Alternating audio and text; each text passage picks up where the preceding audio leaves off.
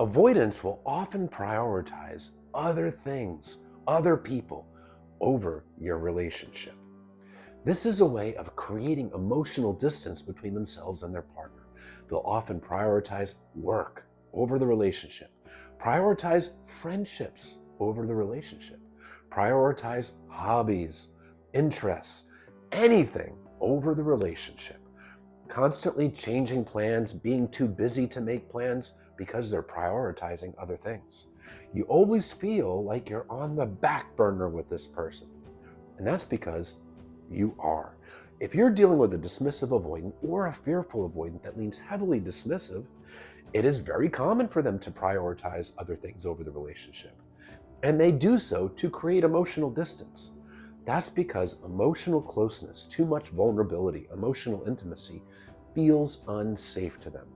It gives them a ton of anxiety.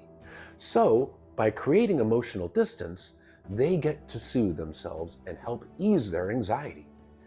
Now, the reason why emotional closeness feels unsafe to them is their childhood. This is a person that received consistent childhood emotional neglect, growing up in households where you don't talk about feelings, where their feelings were routinely rejected and dismissed. Stoic parents. Children are meant to be seen, not heard, that kind of attitude. The problem is, they personalize that neglect, growing up to feel unlovable and defective. This is a core wound of shame. And this is why they don't feel safe being vulnerable, because their subconscious fear, and in most cases it lies in this unconscious mind, although some are consciously aware of it.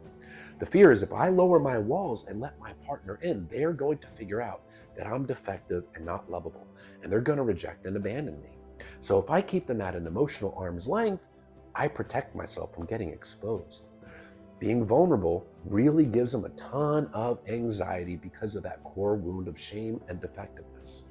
So they get to control the pace of the relationship by constantly creating distance. It actually puts them in the power position of the relationship, not because they crave power like a narcissist, but being in control helps them feel safe.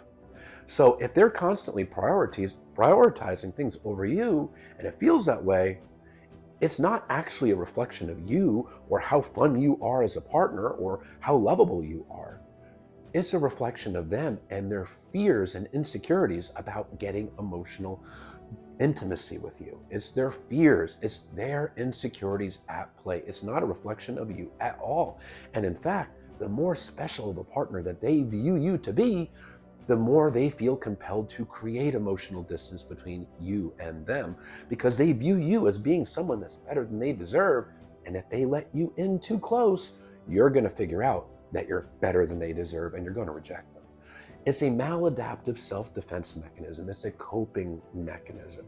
Plus, all these busybody activities are a method of avoiding. Because they were never shown how to process emotions, they learn to suppress it and avoid anything that's unpleasant. These distractions, work, family, friends, hobbies, it keeps them busy and helps them avoid having to face the painful emotions, fears, and anxieties that they don't want to face. It's not a reflection of you at all.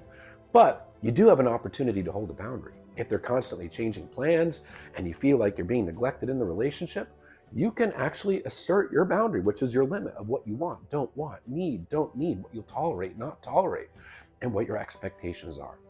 And you can simply lay it out there that I've been noticing that there's been a lot of plans being canceled, and I feel like the relationship is not being prioritized. And this is what works for me. This is what I need. I need to be able to see my partner more than once every 3 weeks. I'm canceling plans last minute. Doesn't work for me. You can set those limits. And yes, it might result in them leaving the relationship. But if they do, what they're telling you is that they were never concerned about your needs. They didn't want to build intimacy, and your expectations, they were never going to meet them. And yes, you'd be losing the relationship, but you'd be losing a one-sided relationship where your needs aren't being met. And now you'd be free to meet a person that will prioritize you, prioritize the relationship, and work to meet your needs. Don't sell yourself short.